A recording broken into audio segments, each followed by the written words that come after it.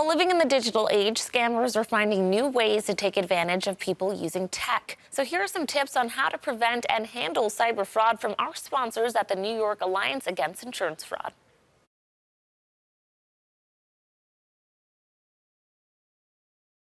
Welcome back to Daytime Buffalo. Frank Stuck from our sponsor at New York Alliance Against Insurance Fraud. Thank you for joining me, Frank. You're quite welcome. Thanks for having me.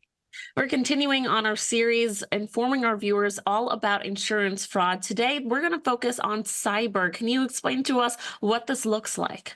Cyber fraud, very simply, is the use of various forms of interactive technology to steal money from you. There's a number of different ways that these cyber thieves will engage you, and here's a couple examples. First off, we see online application fraud. This involves a scammer using another person's information to get insurance on you or your property for fake benefits. Next thing you know, there's an insurance policy that you didn't take out, and the insurance company's paying claims to this cyber scammer. We see a ghost broking. This involves criminals buying or forging fraudulent insurance policies, okay, and then selling them to people, all right, saying that they now have coverage. We saw a lot of this during COVID. We had these cyber thieves going on selling COVID insurance policies, getting $100 or $200, and it was worthless. It was fake. It was fake insurance policies. We see account takeover, and that's where somebody steals someone's identity. All right, where this really is when a person gains access to your information and your online accounts and your bank accounts, and then literally steals that information for the purpose of hijacking your claim payments, of doing what I said before, with somebody using your information to get fake policies. All right, and these people are then going to unfortunately, sadly, this does involve all types of insurance, homeowners, automobile, as well as life and disability insurance.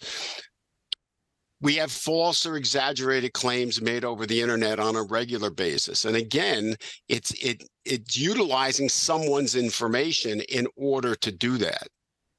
Now, Frank, the question is, how can cyber insurance fraud be prevented then?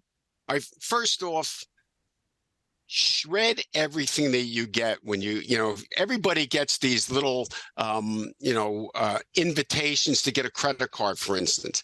Don't throw that in the garbage. Make sure you shred it, because people will dumpster dive. They'll go into the garbage, pull this out, use your information, and then get a credit card in your name. The next thing you know, all of a sudden you're getting bills for something that you didn't even know you had the credit card. And it certainly impacts your credit rating. Don't ever give your personal information out to anybody who calls you on the phone.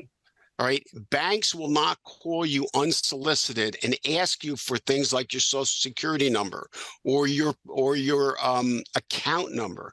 They'll have that information. All right. Don't answer phone calls from somebody that you don't recognize. Very, very simply put, if you don't know who's calling you, hang up on them. Don't engage with those people. And the one big thing is, we're seeing this happening again. If somebody calls you and you answer the phone and they say, "Can you hear me?" Don't answer. Because as soon as you say yes, they're recording your voice. They're going to use that to commit criminal acts. Only reveal information to somebody that you've called. All right. If you call your bank and you're asking questions of your bank, absolutely, then that's a legitimate transaction. Don't fall prey to these online scams. Okay. Don't, it's an old thing that we say is think before you click. Mm-hmm. Right.